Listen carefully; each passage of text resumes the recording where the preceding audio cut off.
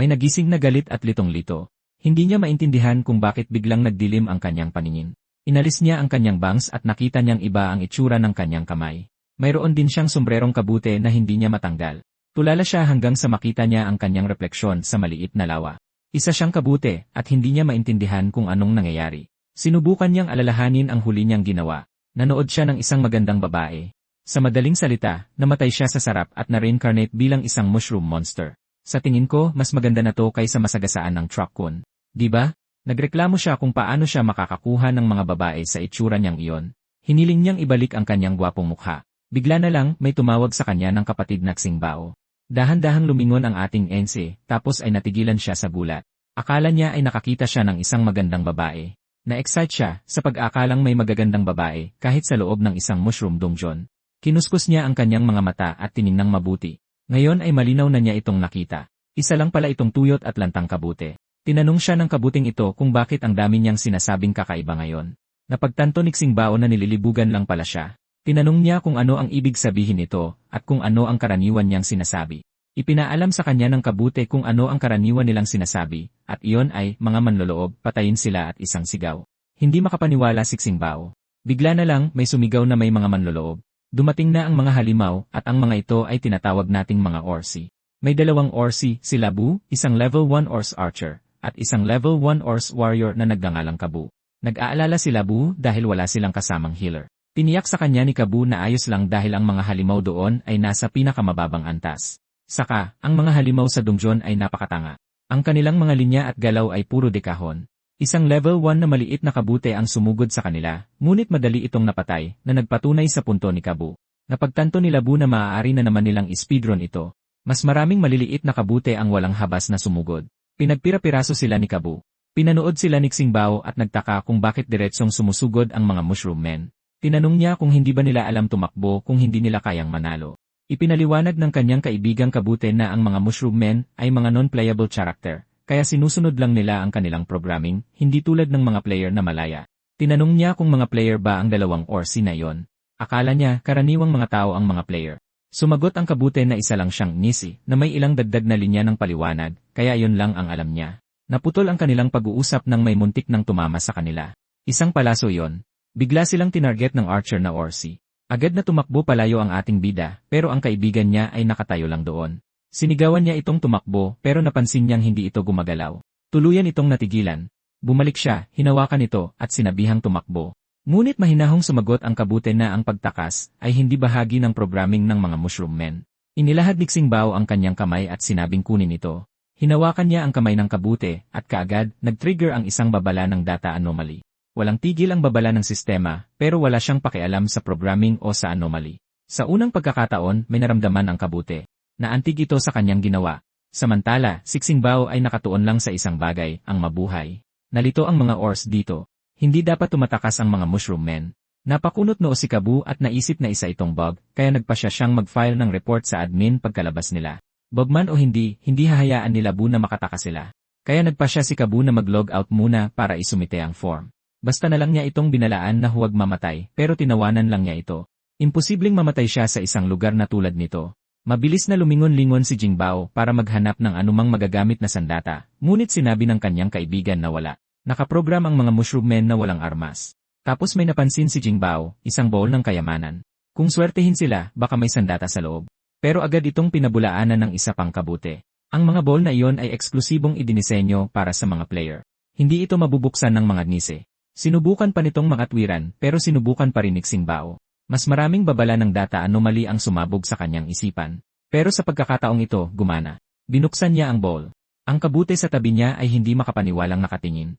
Hindi kailanman gagawin ng dating Xingbao ang isang bagay na tulad nito. Hindi niya maintindihan kung paano siya nagbago ng ganito kalaki. Bulalas ni Xingbo na maraming magagandang bagay sa loob. Bigla na lang, isang palaso ang tumama diretsyo sa kanila. Walang ideya ang kabute kung bakit ganoon ang kilos nito. Hindi nakaprogram ang mga mushroom men na protektahan ang mga kasamahan. Pero humarang pa rin ito. Tumakbo ito sa harap ni Xingbao at hinarang ang palaso. Tumanggi itong hayaan ang sinuman na saktan siya. Natigilan si Xingbao habang tumalsik ang dugo. Tumagos ang palaso sa dibdib ng kanyang kaibigang kabute. At bago pa siya makakilos, isang pangalawang palaso na ang papalapit sa kanila. Bumagsak sa lupa ang kanyang kaibigan. At may pumutok sa loob ni Xingbao. Pinalipad niya palayo ang paparating na palaso. Mula sa itaas ng bangin, pinanood ni Labu ang lahat. Natulala siya. Isang pinakamababang antas na mushroom monster ang sumalag sa kanyang palaso, at binuksan pa nito ang isang ball na para lang sa mga player. Sa sandaling iyon, napagtanto niya ito. Hindi lang ito isang bug. Seryoso itong isa.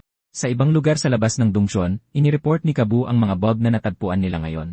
Isang lalaking nakarobe ang sumagot na naintindihan niya. Nagtaka si Kabu kung gaano nakatagal tumatakbo ang mga dungsyon at bakit may mga bug pa rin.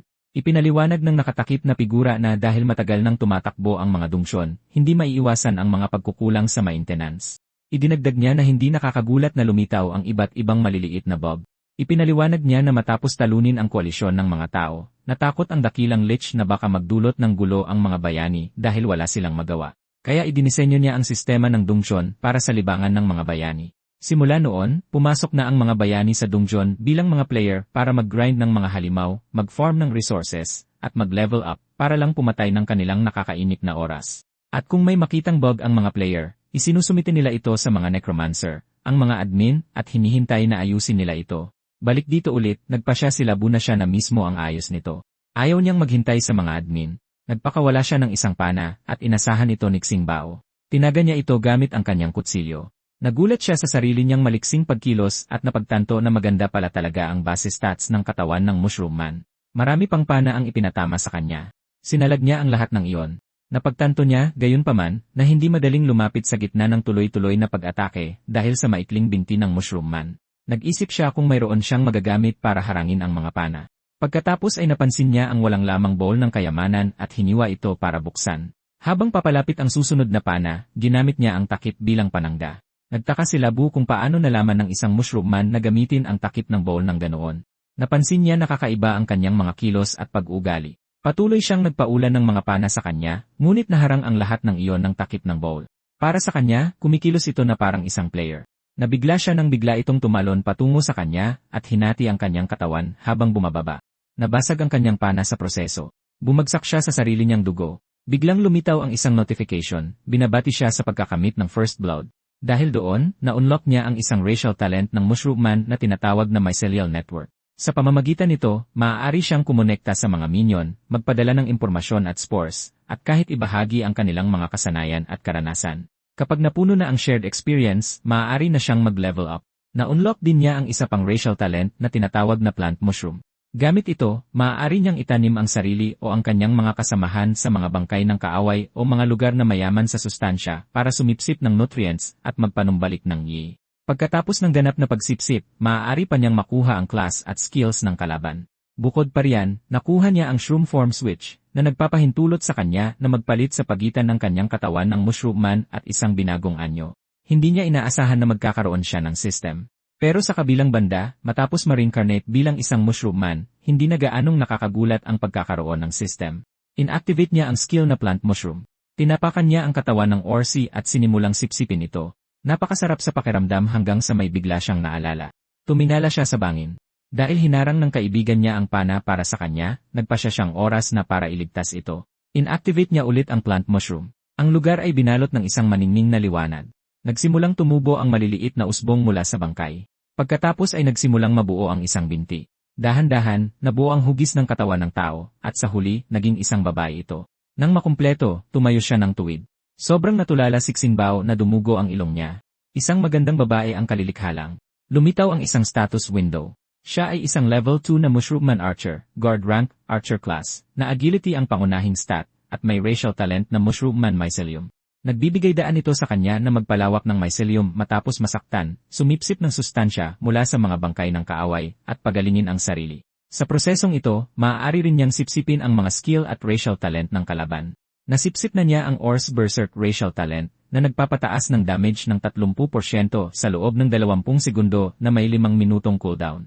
Bukod pa riyan, dalubhasa siya sa range combat at nakuha ang skill na Parasitic Spore Bullet, na nagpapahintulot sa kanya na magpaputok ng spores sa mga kalaban, sipsipin ang kanilang sustansya nang hindi nila napapansin, at ibalik ang sarili niyang yi. Ang babaeng ito ay kanyang nasasakupan na ngayon. Tinawag niya siyang pinuno at humiling na bigyan ng pangalan. Lumitaw ang isang notification na nagsasabing nalinang na niya ang kanyang unang Mushroom Man na nasasakupan at kailangan niya itong pangalanan. Nagtaka siya kung karaniwang walang pangalan ang mga Mushroom Men, tapos huminto siya at pinag-isipang mabuti kung ano ang itatawag sa kanya. Sa wakas, binigyan niya ito ng pangalang Saifeng. Tinanggap niya ang kanyang utos at ipinahayag na mula ngayon, ang pangalan niya ay Saifeng. Nagtanong si Saifeng kung aling instance realm ang susunod nilang lilinisin. Naguluhan siya at ipinaalala sa kanya na sila ay mga halimaw, mga non-playable character, kaya ipinahayag niya na ang kanilang pangunahing prioridad ngayon ay patayin ang natitirang player. Kalaunan, mga buto na lang ni Labu ang natira. Tinapakan ito ng isa pang orsi. Natigilan si Kabu na si Labu ay napatay ng pinakabasurang uri ng halimaw. Nangatuwiran siya na hindi kailanman magagawa ng isang normal na level 1 na mushroom man ang ganoong bagay, tapos may naisip siya. Ang halimaw na ito ay isang rare elite. Ngayon para sa kanya, sulit na sulit talaga ang biyaheng ito. Ang mga rare elite ay laging naglalaglag ng magagandang loot. Kung sinuwerte siya at nakapulot siya ng blue gear, maaari siyang yumaman. Inactivate niya ang Orsi Charge at sumugod kay Xingbao, ngunit nasangga ang kanyang atake. Nagalusan pa siya sa hita. Napagtanto ni Xingbao na mas matigas ang mandirigmang ito kaysa sa Archer. Isang hiwa lang ang nagdulot ng bahagyang pinsala. Ang Orsi, na galit, ay sinumpa ang Mushroom Man. Inamin niyang nagulat siya na nagawa talaga siyang saktan nito. Hindi inaasahan, tumalikod si Xingbao at nagsimulang tumakbo at pagkatapos ay isinara ang pinto sa likuran niya. Sa kabilang panig ay may isang tulay. Siyempre, hinabol siya ni Kabu, sinisira ang kahoy na pinto sa proseso. Ngunit bigla siyang huminto. Nakatayo lang doon ang Mushroom Man, hindi gumagalaw, hindi tumatakbo. Kumunot ang noo ni Kabu. Bakit nakatayo lang ito roon ng ganoon? Isang pakiramdam ng pagkabalisa ang gumapang. Para itong isang patibong, ngunit pinanatag niya ang kanyang sarili. Ano man ang mangyari, isa pa rin itong mise. Sa hindi inaasahan, itinaas ng Mushroom Man ang gitnang daliri nito sa kanya. Natural, nagalit si Kabu sa panunuya sa kanya. Umungol siya na gagawin niyang peste ang Mushroom Man. Tumuntong siya sa kahoy na tulay, ngunit umuga ito dahil sa kanyang bigat. Itinaas niya ang kanyang sandata at naghandang hampasin si Xingbao. Ngunit biglang bumaon ang kanyang paa sa mga tabla. Nagsimulang bumigay ang tulay, at ang buong istruktura ay gumuho sa ilalim niya. Nahulog siya diretsyo sa tubig. Sinumpa niya ang kasuklam-suklam na halimaw na kabute, inaakusahan itong nag-set up sa kanya. Itinuro ni Xingbao na nabitawan pa ng Orsi ang kanyang sandata sa sobrang taranta. Idinagdag niya na limitado na ngayon ang kanyang mga galaw sa tubig, pagkatapos ay naghagis siya ng kutsilyo. Ngunit tumusok lang ito sa balikat ni Kabu. Ngumisi si Kabu. Kahit walang armas at mabagal, hindi gaanong makakapinsala sa kanya ang isang mahinang nilalang na tulad niyon. Ngunit bigla na lang, isang pana ang biglang tumusok sa gilid ng kanyang leg. Ilang segundo bago iyon, nakatayo ang Orsi sa tubig, tinutuya ang mahinang nilalang, hindi man lang alam na may isang pana na mabilis na paparating sa kanya. Tumama ang palaso. Tumagos ito sa gilid ng kanyang leg, nagpatalsik ng tubig at dugo sa pagtama nito. Lumingon siya, hinihingi na malaman kung sino ang naglunsad ng pataksil na pag-atake. Ngunit bago pa siya makakilos, isa pang palaso ang tumama sa kanyang ulo, at ganoon na lang, lumubog siya sa tubig. Nawala ang epekto ng Ors Berserk ni Saifeng, at natalo na ang Ors Warrior. Hinila nila ang bangkay sa pampang para gawin ni Xingbao ang kanyang bagay. Inactivate niya ang kanyang kakayahan at sinipsip ito, at nakuha ang kapangyarihang baguhin ang kanyang anyo. Napuno ng usok ang hangin. Nang mawala ito, bumalik siya sa anyong tao. Napatingin si Saifeng, nagulat na may nakitang gumagalaw sa pagitan ng kanyang mga binti. Nagpanik si Xingbao, ngunit napagtanto niyang hawakan lang pala iyon ng palakol. Sa isang saglit, inakala niyang nakalimutan niyang magsuot ng damit at hubad na hubad siya. Isang status window ang lumitaw. Siya na ngayon ang Mushroom Man Chief na siyang John, Ranggong Chief, Class Warrior, Blue, na lakas ang pangunahing stat, at nasa level 2. Ang kanyang Mushroom Man Mycelium talent ay nagpapahintulot sa kanya na magpalawak ng mycelium habang sugatan, sumipsip ng nutrients mula sa mga bangkay at iba pang bagay para gumaling, at sa prosesong iyon. Sipsipin ang mga skill at racial talent ng kalaban. Napanatili niya ang Ors Berserk talent na nagpapalakas ng damage ng 30% sa loob ng 20 segundo na ginagawa siyang mas malakas sa melee combat. Isa pang abiso ang lumitaw. Nag-upgrade na ang plant mushroom. Kaya na niyang maghiwalay ng spores mula sa kanyang katawan, itanim ang mga ito sa mga bangkay o lugar na mayaman sa sustansya, at magpatubo ng mga walang kaluluwang shroom minion. Ang kanilang karanasan ay ibabahagi sa kanya. Ang mga minion na ito ay maaari pang ilipat sa ibang mga minion. Kasalukuyang limitasyon, 2. Nakakuha rin siya ng luot, 2 magic pouch, maliliit na bag na kayang i-compress, at mag-imbak ng limitadong bilang ng mga item tulad ng armas. Nagtanong siya kung paano sila makakaalis doon. Ipinaliwanag niya na ito ang pinakamababang palapag ng Mushroom Dungeon, at ang tanging paraan para makalabas ay labanan ang daan pataas, bawat palapag. Pagkatapos ay tinanong niya kung bakit direktang makapasok ang mga level 1 Ors player.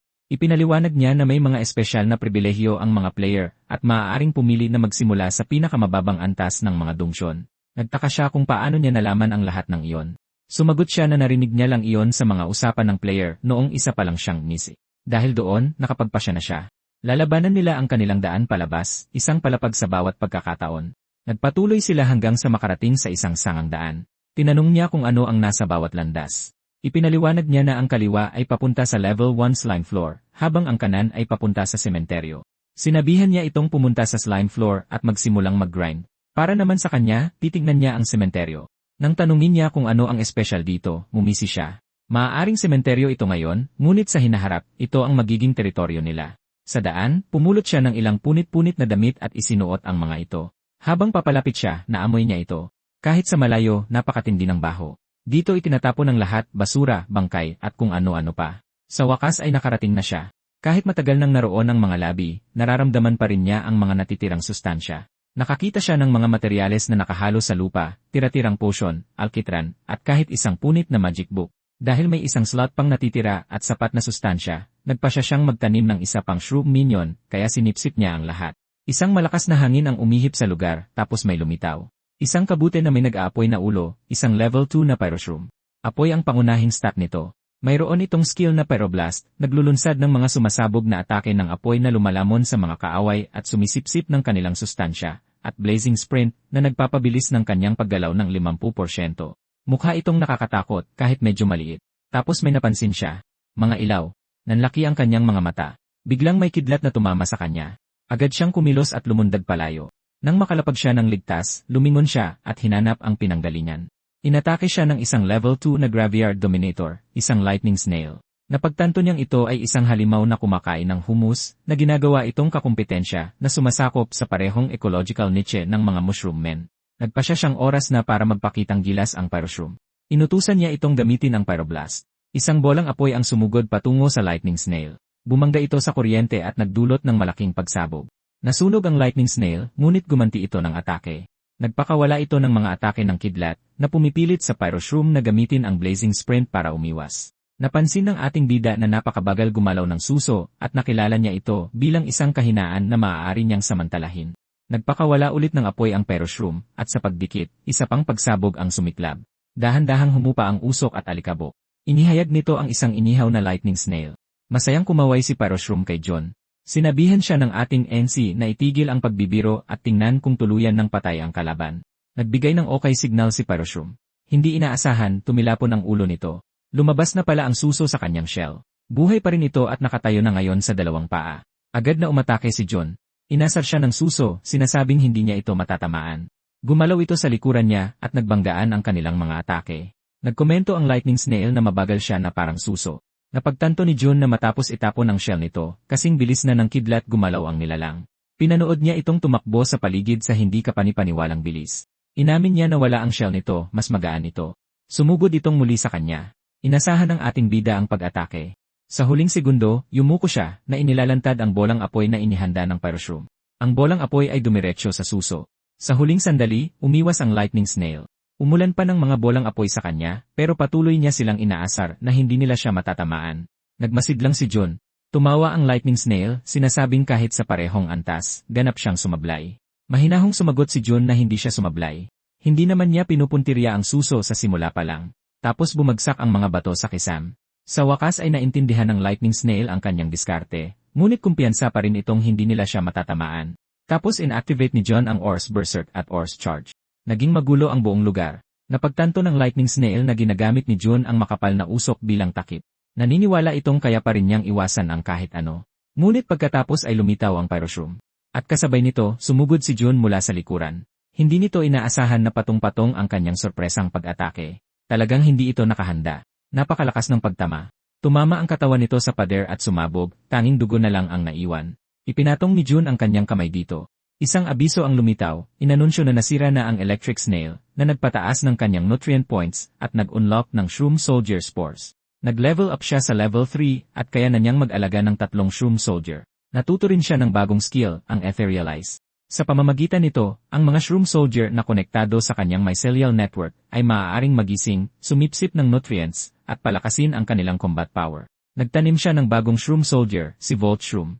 Ang pangunahing stat nito ay electric. Isang mabilis na unit na kayang gawing kuryente ang mga nasipsip na nutrients at magpakawala ng electric shocks para atakihin ang mga kalaban. Pumasok ito sa isang ethereal state. Ngayon ang kanyang mga puwersa ay binubuo na ng isang level 3 na Voltshroom at isang level 2 na Pyroshroom. Nasiyahan siya. Inutusan niya silang linisin agad ang lugar. Mula ngayon, ang lugar na ito ang magiging base camp ng mga Mushroom Men. Pagkatapos ay huminto siya at naisip kung kamusta na si Saifeng. Matagal na mula noong huli siyang nakakuha ng experience na nangangahulugang isang bagay, baka napahamak siya. Samantala, tinalo ni Saifeng ang maraming slime hanggang sa lumitaw ang isang halimaw at tinanong kung siya ba ang namamaril sa kanyang mga alagad na parang target practice. Ito ang level 2 na Slime King. Napansin nito na kakaiba siyang pamilyar, na parang nakita na niya ito dati. Bago pa ito makatapos magsalita, tinamaan na ito. Nainis ito, nagreklamo na hindi pa ito tapos magsalita at tinawag siyang bastos. Nagulat ito nang may paparating na namang atake. Tinamaan ito ng ilang palaso pero sinabi nitong walang kwenta ang pagbutas dito. Sinuntok nito si Saifeng. Malakas ang pagtama. Nagmalaki ang Slime King na hindi ito tulad ng mga alagad na yon. Ang katawan nito ay napakalambot at ang mga pisikal na atake ay magdudulot lang ng kaunting pagkabawas ng likido nito. Dagdag pa nito, kailangan lang niyang patuloy na sumipsip ng tubig mula sa lupa, kaya't walang silbi ang mga pisikal na atake. Sinabihan nito si Saifeng na mamatay. Malapit na itong magpakawala ng isang malakas na suntok. Hindi gumalaw si Saifeng. Sa gulat nito, sumabog ang braso nito. Nalito ito kung bakit bumabagsak ang katawan nito. Tapos nakita nito na may mga kabuteng tumutubo sa katawan nito. Marami sa mga ito ang mabilis na kumalat sa likod nito. Kahit ang tubig sa ilalim ng mga paa nito ay sinipsip hanggang matuyo ng mga kabute. Nagtaka ito kung kailan nagsimulang kapitan ng mga kabute ang katawan nito. Tapos napagtanto nito na baka nasa dulo ng mga palaso na ang parasitic spores mula pa sa simula. Bigla nitong naalala, at nakilala siya bilang yung Mushroom Man na may pink na sombrero. Kalaunan ay natunaw ang katawan nito at may nalaglag na sungay. Nakuha ni Saifeng ang loot, ang Devoured Minotaur Horn. Nag-unlock ito ng bagong abilidad, na pinapayagan si Jun na gamitin ang sarili niyang mycelium para gumawa ng mga bowstring at palaso, at ang mga mycelial string arrow ay kayang magpakawala ng magic skills. Ang Minotaur Horn ay itinago sa magic pouch. Pagkatapos ay sumipsip siya ng nutrients mula sa bangkay ng slime, na naging sanhi ng malaking pagtaas ng kanyang experience points. Naramdaman din ni Jun ang mga epekto sa kanya. Isang abiso ang nag-anunsyo na si Saifeng ay nag-level up na sa level 4. Na-unlock niya ang mycelial RC na nagpapahintulot sa kanya na gumawa ng mga bowstring at palaso gamit ang sarili niyang mycelium, at ang kanyang mycelial string arrows ay kayang magpakawala ng magic skills. Isa pang abiso ang nagsabi na si Yang Jun ay nag-level up na rin sa level 4. Na-unlock niya ang Force Shroom, isang skill na nagpaparesonate sa mga kalabang shroom sa mycelial network, nangangalap ng impormasyon tungkol sa isang lugar, at lubos na pinapabuti ang koordinasyon sa network. Sa huli ay dumating si Saifeng sa sementeryo at nakita ang mga shroom na naglilinis. Pumunta siya para tumulong maglinis pagkatapos doon, pero hindi niya inaasahan na halos nalinis na ng 2 bagong tanim na shroom soldier ang lugar. Sinabi niya na ayos lang dahil hindi naman ganoon kalaki ang lugar. Sinuri niya ang Minotaur Horn at nagkomento na napakaganda ng material. Mas maganda pa ito kaysa sa sirang cleaver mula sa treasure chest dati, mas maganda pa kaysa sa palakol ng level 1 Ors player. Gayunpaman, nang hinayang siya na wala silang craftsman na kayang gawin itong sandata. Tinanong niya kung dapat ba silang manghuli ng isa. Sumagot siya na perpekto para doon ang bagong natutunang skill. Iminungkahi niyang maghanap sila sa paligid ng mga player o bangkay na may craftsman skills. Ikinalat niya ang kanyang mycelial network. Sumulpot ang mga probe shroom sa buong lugar. Sa pamamagitan nito, naramdaman niyang may mga player na naglalaban sa malapit. 3 halimaw ang pumalibot sa isang lalaki. Sinabi nila na wala na siyang matatakbuhan at dapat na siyang sumama sa kanila pabalik para gumawa ng mga armas. Tumanggi ang lalaki. Ayaw niyang bumalik at maging alipin. Inakusahan niya sila na pinapatay sa pagod ang kanyang mga kalahi habang pinipilit silang magtrabaho. Sinabihan siya ng halimaw na mukhang blue orsi na mamatay na lang. Namatay ang craftsman. Sa pamamagitan ng probe shroom, napagtanto ni Jun na huli na siya. Tinanong niya kung anong problema at bakit wala siyang makita. Ipinaliwanag niya na makakakita siya kapag inunat niya ang kanyang mycelium at kumonekta sa network. Sinunod niya ang kanyang mga utos at di nagtagal ay nakakita na rin siya. Dahil umabot na sa ganito, kung hindi niya kayang iligtas ang buhay, kaya niya naman kahit papaano iligtas ang patay.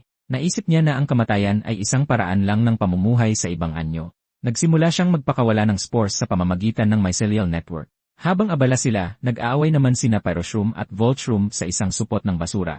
Ngunit sa isang iglap nawala si Pyroshroom.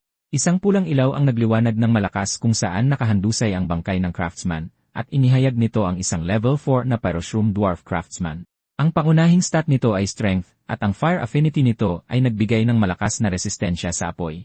Bilang isang dwarf shroom, taglay nito ang tradisyonal na crafting skills kasama ang mas mataas na resistensya sa lason at pisikal na atake. Siyempre, may craftsman skill ito, kaya dalubhasa ito sa pagpapanday at paglikha, at sa biyaya ng fire attribute, mas lalo pang tumaas ang galing nito sa pagpapanday. Taglay din nito ang espesyal na skill na Cannon Mycelium, na nagpapakawala ng isang kontroladong kadena ng apoy na konektado sa pamamagitan ng Cannon Mycelium. Ang torch chain ay maaaring kumonekta sa network para sa shared vision, habang sumisipsip ng nutrients na nakaimbak dito para palakasin ang damage. Nang magkamalay siya, nalilito siya. Sa pamamagitan ng isang maliit na shroom, kinausap siya ni John. Sinabi niya sa kanya na binuhay niya itong muli at ginawang isa sa kanyang mga shroom soldier. Mula sa sandaling iyon, pinangalanan niya siyang Firehammer. Sinubukan ni Firehammer na tumutol, pero pinigilan siya ni John, sinabing naintindihan niya, at ipinaliwanag na sinusubaybayan na ng kanyang mga probe shroom ang mga troll na iyon. Sinabi ng isa sa mga troll sa kanilang boss na kung mamamatay sa pagod ang lahat ng aliping dwarf, hindi na sila mapipilitang magtrabaho. Sinagot siya ng pabalang ng boss na isa siyang tanga. Ipinaliwanag ng level 3 na troll player na underboss na kung mamatay sa pagod ang mga nasa bahay, papasok lang sila sa dungeon at manghuhuli ng mas marami pa. Dagdag pa niya, hindi pa naman tuluyang nauubos ang mga dwarf. Laging may mga nakaligtas na nagtatago sa dungeon. Pagkatapos ay bigla siyang may napansing mali. Nagtatakang tinanong niya kung bakit may mga mushroom men doon gayong katabilang nila ang pugad ng mga ito. Hula ng isa sa kanila, baka isa itong pagalagalang elite monster, at sinabing wala siyang ideya kung paano ito napunta doon. Sinabi naman ng isa na swerte sila ngayon, tuwang-tuwa dahil sa hindi inaasahang huli. Inihagis niya ang kanyang sibat. Nakatayo lang doon ang mushroom man. Naglabas siya ng isang malaking martilyo at ibinato sa kanila. Nakita nila itong paparating. Isang malakas na pagsabog ang sumunod nang tumama ang martilyo sa lupa. Muntik nang matamaan ang troll pero nakaiwas siya sa huling segundo. Sa kanyang pagkagulat, nagsimulang lumutang ang martilyo at tinamaan siya bago pa siya makakilos. Nagulat sila nang malaman na kayang otomatikong itarget ng martilyo ang mga kalaban. Hindi niya maintindihan kung paano nagkaroon ng ganoong kataas na level na kagamitan ang isang level 3 elite monster. Lumipad muli ang martilyo. Isang troll ang sumalag nito gamit ang kanyang espada. Nagawa niya itong itulak palayo. Lumipad ito pa itaas at bumaon sa tuktok ng isang tulis. Ginamit ito ni Firehammer bilang suporta at, sa pamamagitan ng nag-aapoy na lubid, kumapit dito habang tumatakbo ng mabilis.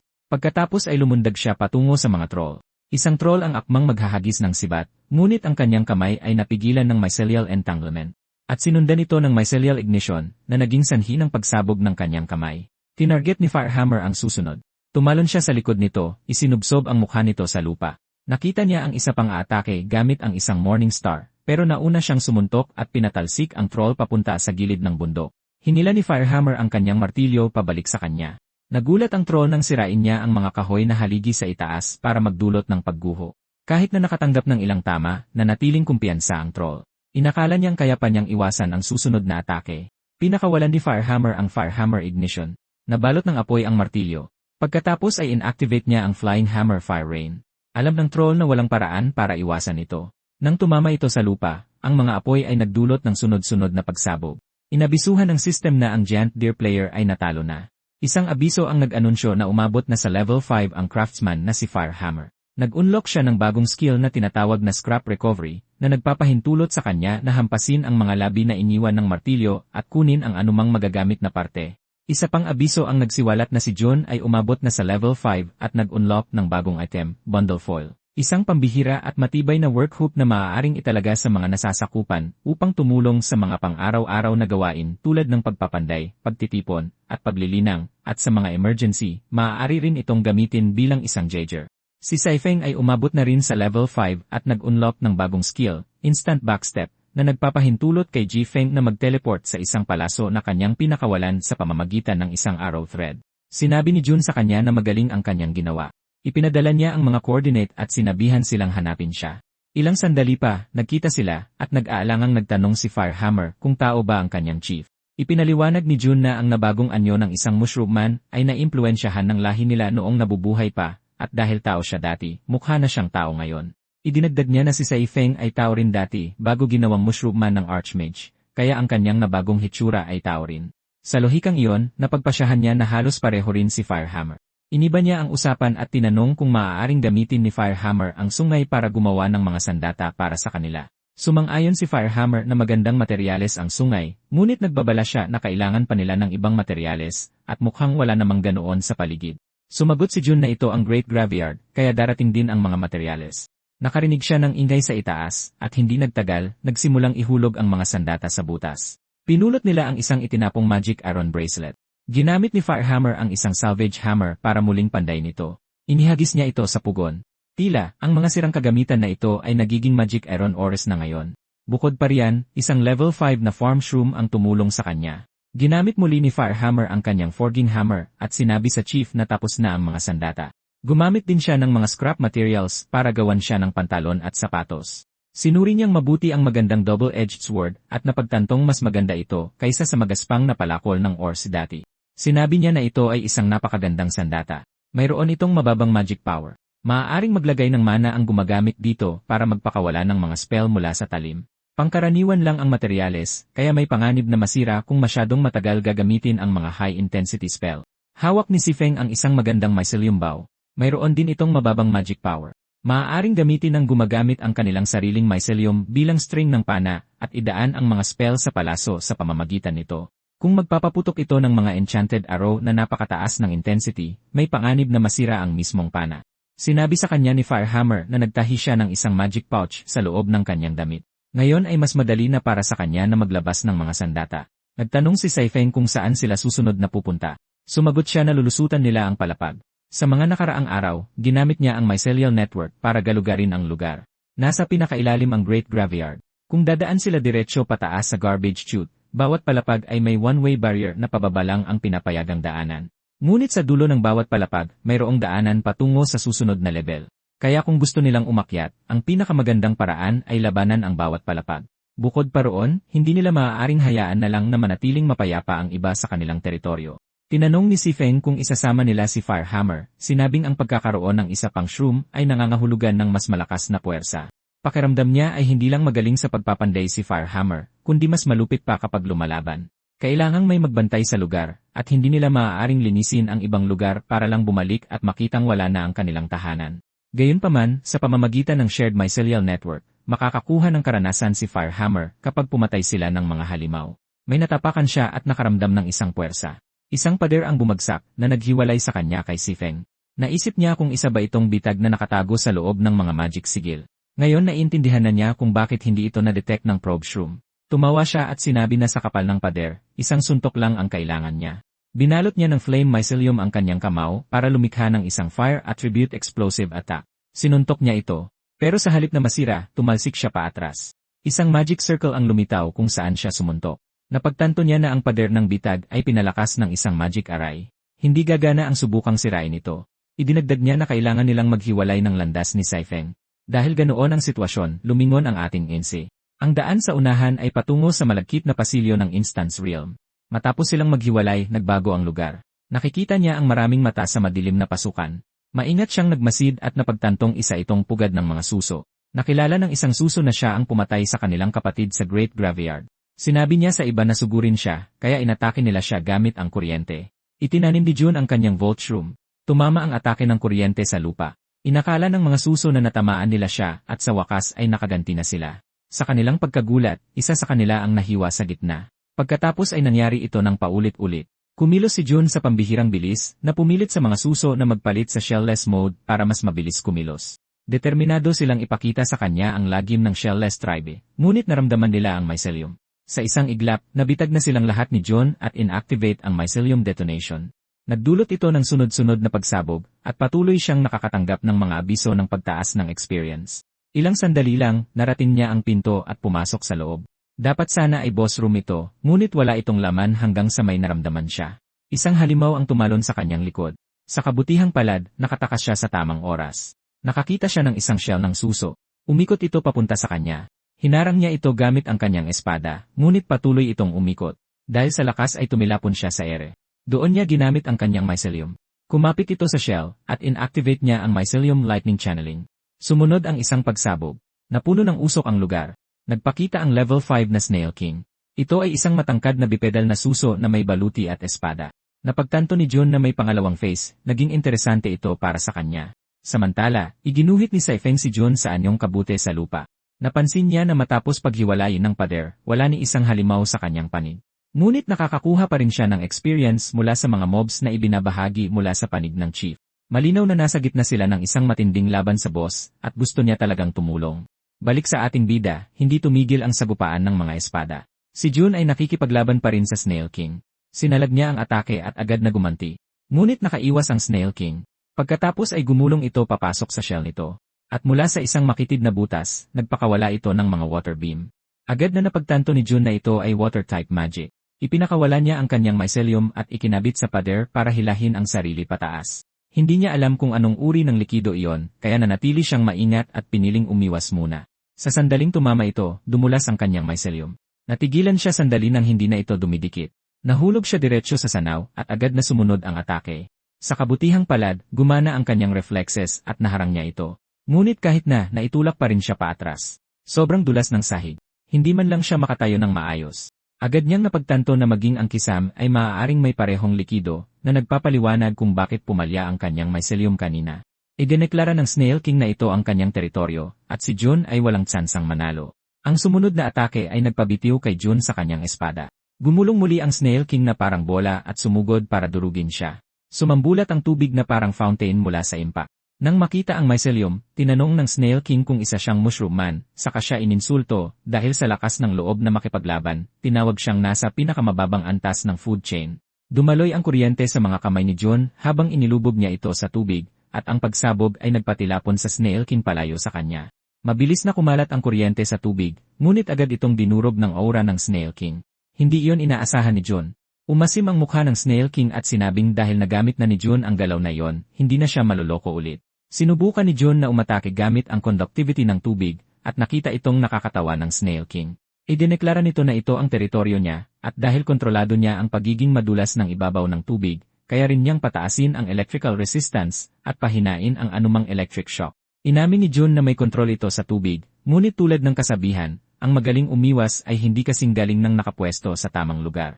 Dahil doon ay napatingin sa baba ang Snail King. May mycelium sa tubig.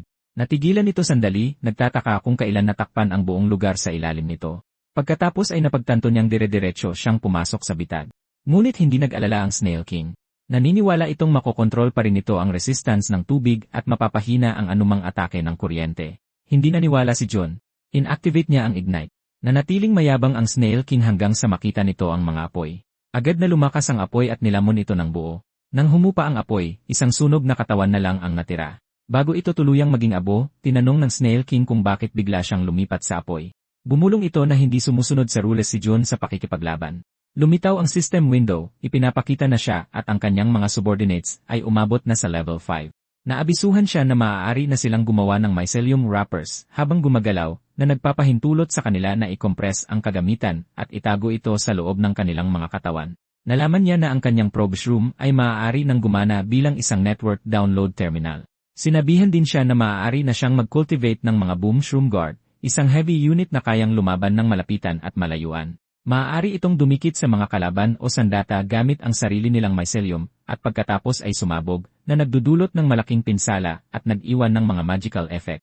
Ang eksaktong pinsala ay nakadepende sa attribute na ginamit sa panahon ng cultivation. Kapag nagdagdag ng fire points, nagdudulot ito ng mga pagsabog na may area damage at sinusunog ang mga target. Ang lakas ng pagsabog ay nakabatay sa attributes ng minion at maaaring manumanong i-trigger ng chief. Bukod pa riyan, nakatanggap siya ng abiso na naunawaan na ni Sai Feng ang core skill na Spore Canister. Kinakailangan itong bumuo ng Spore Rage sa pamamagitan ng mga normal na atake at skill. Kapag napuno, maaari siyang magpakawala ng isang malakas na palaso na, sa pagtama, ay nagkakalat ng mga Spore Bomb sa malawak na lugar na nagdudulot ng malalaking pagsabog. Naabisuhan din siya na naunawaan na ni Firehammer ang core skill na Reckless Melting. Kinakailangan din itong bumuo ng Spore Rage sa pamamagitan ng pakikipaglaban. Kapag napuno, maaari itong ilabas sa pamamagitan ng martilyo, mabilis na nagpapadalisay ng mga materyales at contact habang tinatanggal ang mga impurities. Naabisuhan siyang inalis na ang isolation seal wall. Nakapansin siya ng isang hindi pamilyar na amoy ng tao na nanggagaling sa ilalim ng tumpok ng mga bato. Tinawag niya si Firehammer para tingnan ito. Sinuntok ni Firehammer ang pader at narating siya.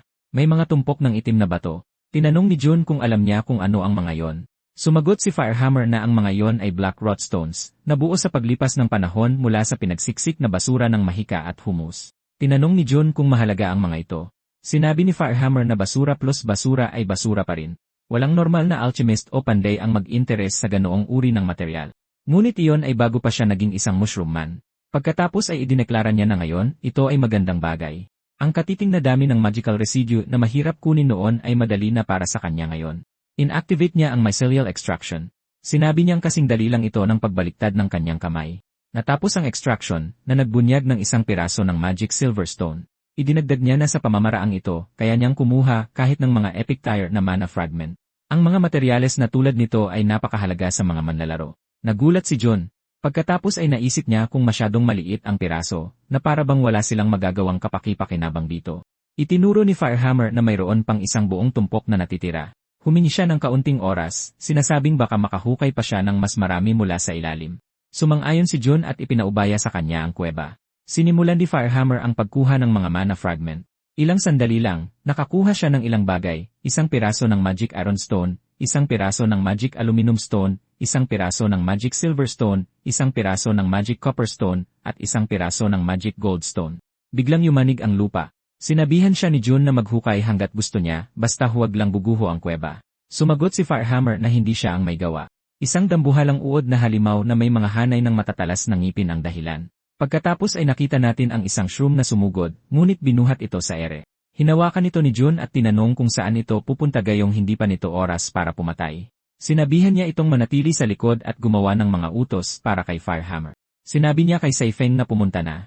Pumayag siya. Napansin niya na ang mga bagong shroom soldier ay konektado na sa mycelial network at maaari niya silang tawagin anumang oras. Samantala, may naramdaman ang probe mushroom. Iniulat nito na malapit nang sirain ng kalaban ang kisam ng Black Rotstone Cave. Hindi nila ito pwedeng papasukin, kaya inutusan sila ni June na guluhin ito at ilipat ang laban sa pasilyo. Naintindihan ng probe shroom. Inasar nito ang uod na naging dahilan para gumawa ito ng malakas na ingay at gumalaw sa ibang direksyon. Tinanong ni June si Firehammer kung anong uri ng bug iyon, sinabing mukha itong direktang sumusugod sa kanila na may malinaw na target. Mula sa tunog, hula ni Firehammer na isa itong scavenger black bug. Mayroon itong likas na pagkahumaling sa humus, kaya ito ay isang malakas na kalaban sa kaparehong niche ng snail tribe. Dagdag pa niya, gagawin niyang mas madali ang laban kapag natapos na niya ang kanyang setup. Kasabay nito, inattack ni Saifeng ang scavenger black bug. Napaatras ito. Patuloy siyang humampas sa katawan nito hanggang sa mapuno ang kanyang dalit. Lumayo siya sa kanila. Matapos ang lahat ng paghiwang iyon, mababaw na sugat lang ang naiwan. Sinabi niyang matigas ang shell nito. Nabungi pa nito ang talim ng chief. Sinabi sa kanya ng probe room na handa na ang bagong gamit na ginawa ni Firehammer para sa kanya. Maaari niya itong i-download ng direkta mula sa mycelial network. Nagsimula na ang pag-download. 6% na load. Kaagad, umabot ito sa 86%. Gumagalaw ang scavenger black bug papalapit sa kanya. Sa kabutihang palad, natapos ang pag-download, nakuha niya ang magic silver arrow. Nag-ipon siya ng enerhiya sa kanyang paligid at itinutok sa bibig ng black bug at pinakawalan ang isang fully charged na shatter edge roar arrow. Pinakawalan niya ito. Pagkatapos ay napilitan siyang tumalon pa atras nang sumugod sa kanya ang scavenger black bug. Nanatili siyang malayo. Nakabaon ang pana sa bibig ng black bug at nagsimulang tumubo ang mga kabute sa loob nito. Nagsimulang umilaw ang mga kabute. Lumapit sa kanya ang scavenger black bug at nagsimulang sumabog ang katawan nito mula sa loob. Abo na lang ang natira. Ngunit binalaan siya ng probe mushroom na huwag munang mag-relax, sinabing may darating pa. Iniulat nito na nakita na ng mga probe sa malayo ang isa pang black bug na papunta sa kanila, ngunit hirap na siyang huminga. Tinanong ni June sa pamamagitan ng probe room kung naubusan na ba siya ng stamina at sinabihan siyang agad na gawing humus ang mga bangkay ng halimaw para maibalik ang yi. Iminungkahi rin niya na sa ngayon, dapat niyang gamitin ang mga bagong alagang shroom soldier para pigilan ito. Isang shroom ang ipinatawag. Isa itong level 6 na boom shroom guard. Nakita niyang dalawa lang ang lumitaw. Ipinaliwanag ni June na ang maximum squad size ay 6 at puno na ito. Ipinaliwanag niya na maliban sa na-transplant na Vault Shroom at Firehammer, kasama sa aktibong roster ang Chief, si Firehammer, siya, isang Worker Shroom, at 2 Boom Shroom na eksaktong 6. At kung bibilangin ang Probe Shroom, lumampas na ito sa limitasyon. Sumagot ang Probe Shroom na hindi ito kumukuha ng slot dahil bahagi ito ng mycelial network. Para itong isang off-roster unit, lumitaw ang Black Bug. Inobserbahan ng probe room ang nilalang at napansin na dahil mahigpit itong nakatikom ang bibig, maaaring takot itong mapasabugan muli sa bibig. Binalutan ng isang boom shroom ng apoy ang sandata nito at ibinato sa black bug na nagdulot ng pagsabog. Halatang nasaktan ang black bug. Ang isa pang boom shroom ay umatake gamit ang isang espada. Tinamaan nito ang itaas na bahagi ng katawan ng Black Bug at itinulak ito palayo. Pinanood nila itong bumagsak. Nagtaka si Saifeng kung strength type ba ang bagong Shroom Soldier dahil napalipad nito ang dambuhalang Black Bug sa isang tama lang. Nag-regroup ang mga Boom Shroom. Nilapitan ng isa ang Black Bug para bunutin ang sibat nito, habang ang isa naman ay sumugod dito at naghagis ng isang sumasabog na lumilipad na espada sa bibig nito.